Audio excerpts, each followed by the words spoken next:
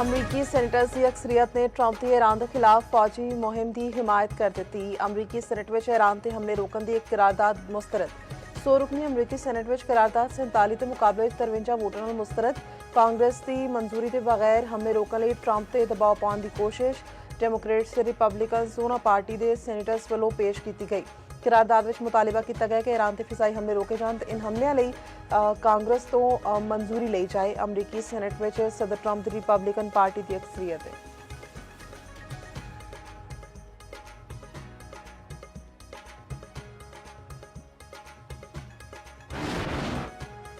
अमरीका का ईरान से जल्द मिसाइलों की बारिश करने का ऐलान। तर्जुमान व्हाइट हाउस की तस्दीक किया। ईरान की आपने हरमस से गिरफ्त खत्म करने जा रही हैं। ईरान आपने हरमस से तवानाई की आज़ाद नकलो हरकत में रोक नहीं सकेगा। अमरीकी आबदोज ने बहरे में ईरानी बहरी जहाज डुबो दिता। 87 बंदे हलाक, 78 जख्मी हो गए। श्रीलंकन हुकाम के मुताबिक 87 लाशां कढ़ लिया गई।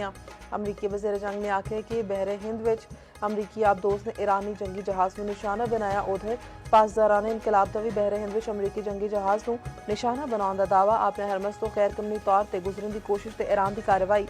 ईरान ने एक बहरी जहाज को निशाना बनाया। हमले तो बाद जहाज समंदर में सड़ता रहा। अमरीका तो इसराइल की ईरान के खिलाफ जारी ईरान में शहादतों की मजमूई तादाद 1045 हो गई। इसराइल का ईरानी लड़ाका तैयारे को मार सुटने का दावा। उस्फहान में ईरानी बैलिस्टिक मिसाइल तनसीबात से हमला। ईरान से 2000 तो बाद बम सुटे गए। सूबे कज़वेन मैन्युफैक्चरिंग कंपनी से भी हमला। 23 अफराद जख्मी। सूबा भर में 6 अफराद जाम बहक। इसराइली वज़ीर दिफा की ईरानी क़यादत। पाकिस्तान के अफगानिस्तान के अहम तरीन बेग्राम एयरबेस से वड्डा हमला। एक एयरक्राफ्ट हैंगर, 2 वेयर हाउस तबाह कर दिए गए। अमरीकी जरीदे न्यूयॉर्क टाइम्स ने पाकिस्तान की वड्डी कामयाबी की तस्दीक कर दी। हमले की सैटेलाइट तस्वीरें भी सामने आ गई। अफगान वजारत दिफा का भी हमलों की तस्दीक। अफगान तालिबान रजीम के खिलाफ ऑपरेशन गज़ब अल हक कामयाबी नाल जारी। तुरखम के नेड़े दरअंदाजी की कोशिश नाकाम। अफगान तालिबान सरगना कहरमान साथियों समेत जहन्नुम वासिल। हलाक अफगान तालिबान कमांडर तालुक जलालाबाद से। सिक्योरिटी ज़राए के मुताबिक पाक फौज ने अफगान तालिबान फितना खारिज से फितर हिंदुस्तान के 50 ठिकाने तबाह कर दिए।